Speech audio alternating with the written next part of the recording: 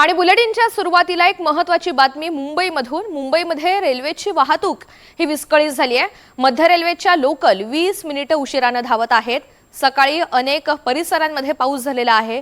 तिकडे पश्चिम रेल्वे 5 ते 10 मिनिटे उशिराने धावतीये। हार्बर रेल्वे सुद्धा 5 ते 10 मिनिटे उशिराने सुरू आहे। मुंबईमध्ये रेल्वेची वाहतूक काहीशी विस्कळीत झालेला आहे। मध्य रेल्वेच्या लोकल 20 मिनिटे उशिराने सध्या सुरू आहेत। मुंबई आणि उपनगरामध्ये विविध भागात आज सकाळी पावसाने हजेरी लावली। मान्सून पूर्व पावसाच्या सरी बरसल्या, मात्र याचा परिणाम वाहतूक सेवेवर झालेला पाहायला मिळतो। हार्बर रेल्वे मार्गावर सुद्धा 5 ते 10 मिनिटे उशिराने सध्या ही वाहतूक सुरू आहे।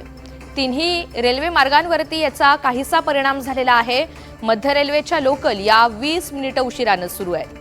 माहिती जाणून घेऊयात, रिजवान शेख आपल्या सोबत आहेत। रिजवान, तिन्ही मार्गांना फटका बसलेला आहे, मात्र ही सगळी वाहतूक सुरळीत कधीपर्यंत होईल, काय माहिती देण्यात आली?